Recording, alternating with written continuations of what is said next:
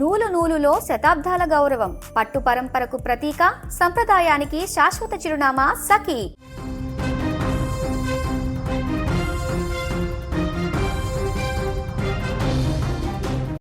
హాస్టళ్లలో విద్యార్థులపై వార్డెన్ల అమానుష దాడులు, చిన్న పిల్లలని కూడా చూడకుండా కొట్టే టీచర్లు, తిండి పెట్టకుండా నరకం చూపించే యాజమాన్యాలు. హాస్టల్ అంటేనే పిల్లలు భయపడిపోయే రోజులివి. తల్లిదండ్రులు తమ పిల్లలను హాస్టల్లో ఉంచాలంటేనే గుండెలు గుప్పెట్లో పెట్టుకోవలసిన పరిస్థితి. కానీ అందరూ అలానే ఉంటే ఈ భూమి మీద ఇంకా మానవత్వం ఎందుకు బతికుంటుంది? అందరూ రాక్షసుల్లా మారితే అమ్మ అనే పదానికి అర్థం ఏముంటుంది? రక్తం పంచుకోకపోయినా కన్న ప్రేమను పంచవచ్చని నిరూపించింది ఓ వార్డెన్ మేడం. తీవ్ర జ్వరంతో బాధపడుతున్న ఆ విద్యార్థిని కొండలను గుట్టలను దాటుకుంటూ గుండె నిండా అమ్మతనాన్ని నింపుకొని 6 కిలోమీటర్లు నడిచింది. ఆ వార్డెన్ మేడం చేసిన సాహసం చూస్తే మీ కళ్ళల్లో నీళ్లు తిరగడమే కాదు, దట్ ఈస్ ద వార్డెన్ అంటూ సెల్యూట్ చేస్తారు. అది పార్వతీపురం మన్యం జిల్లాలోని గుమ్మ లక్ష్మీపురం గిరిజన ఆశ్రమ పాఠశాల. అడవుల మధ్య కొండల కోణల్లో ఉండేటువంటి ఒక చిన్న ప్రపంచం అది. అక్కడ చదువుకుంటున్న ఒక గిరిజన బాలికకు అకస్మాత్తుగా తీవ్రమైన జ్వరం వచ్చింది. ఒళ్ళు సెగలు కక్కుతోంది. తీవ్రమైనటువంటి జ్వరం ఆ చిన్నారి స్పృహ తప్పిపోయేటువంటి స్థితికి చేరుకుంది.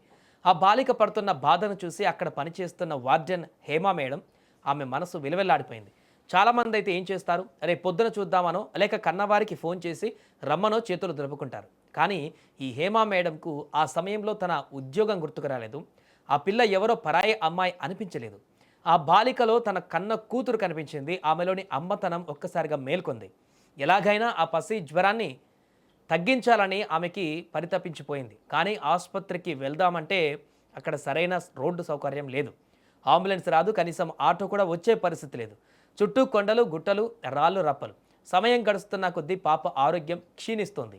ఆ అడవి ప్రాంతంలో ఏం చేయాలో పాలుపోలేని పరిస్థితి. కానీ అమ్మ అనుకుంటే సాధ్యం కానిదేముంది? వాహనం లేకపోతేనేం తన కాళ్ళే వాహనాలు అనుకుంది, రోడ్డు లేకపోతేనేం తానే దారి వేసుకుంది. వెంటనే ఒక క్లాత్ తీసుకొని దాన్ని జోలెలా కట్టింది. ఆ పసిపాపను ఆ జోలెలో పడుకోబెట్టుకొని తన భుజాలపైన ఎత్తుకుంది. జ్వరంతో ఉన్న బాలికను భుజాలపై మోస్తూ ఆ కొండలు గుట్టల మీదుగా సుమారు 6 కిలోమీటర్ల దూరం కాలినడకన బయలుదేరింది. కాళ్లకు ముళ్ళు గుచ్చుకుంటున్నా, రాళ్ళు తగులుతున్నా ఆమె ఆగలేదు. ఎందుకంటే ఆమె మోస్తున్నది కేవలం ఒక పాపను కాదు, ఒక నమ్మకాన్ని, ఒక ప్రాణాన్ని. సరిగ్గా సమయానికి ఆసుపత్రికి చేరుకొని ఆ బాలికకు వైద్యం అందేలా చేసింది హేమా మేడం. డాక్టర్లు సకాలంలో వైద్యం అందించడంతో ఆ చిన్నారి ప్రాణం ప్రమాదం నుంచి తప్పించుకుంది. ఆ పాప కళ్ళు తెరిచి చూసినప్పుడు ఎదురుగా ఉన్న వార్డెన్ మేడం దేవుడిలా కనిపించి ఉంటుంది. ఈ హృదయ విదారకర అద్భుతమైనటువంటి ఘటన రాష్ట్ర మహిళా commission chairperson doctor Rayapati Sailaja గారి దృష్టికి వెళ్ళింది. హేమా మేడం చేసిన ఈ సేవా స్ఫూర్తికి ఆమె ఫిదా అయిపోయారు. వెంటనే ఎక్స్ వేదికగా హేమా మేడంను అభినందిస్తూ పోస్ట్ పెట్టారు. విధి కేవలం బాధ్యత మాత్రమే కాదు, దానికి మానవత్వం తోడైతే ఒక ప్రాణాన్ని కూడా కాపాడవచ్చని నిరూపించారు. మీలాంటి అంకితభావం ఉన్న అధికారులు అందరికీ ఆదర్శమంటూ రాయపాటి శైలజ కొనియాడారు. ఇవాళ యావత్ ఆంధ్రప్రదేశ్ హేమా మేడంకు సెల్యూట్ చేస్తున్నారు. నిజంగా షబాస్ వార్డెన్ మేడం. వార్డెన్ అంటే మీలాగే ఉండాలి. ప్రతి హాస్టల్కు మీలాంటి అమ్మ మనసుకున్న వార్డెన్ గనక ఉంటే ఆ పిల్లలకు అసలు ఇంట్లో ఉండేటువంటి అమ్మే గుర్తుకురాదు. మీ చల్లని దీవెనలు నీడలో మీ మాతృత్వపు ఒడిలో ప్రతి హాస్టల్ ఒక పచ్చని ఇల్లుగా మారిపోతుంది. పిల్లలపైన అమానుష్యంగా ప్రవర్తించే ఈ రోజులలో హేమా మేడం లాంటి వాళ్ళు సమాజానికి ఒక గొప్ప వెలుగురేఖ అంటూ ఈ విషయం తెలిసిన వారు కామెంట్స్ చేస్తున్నారు.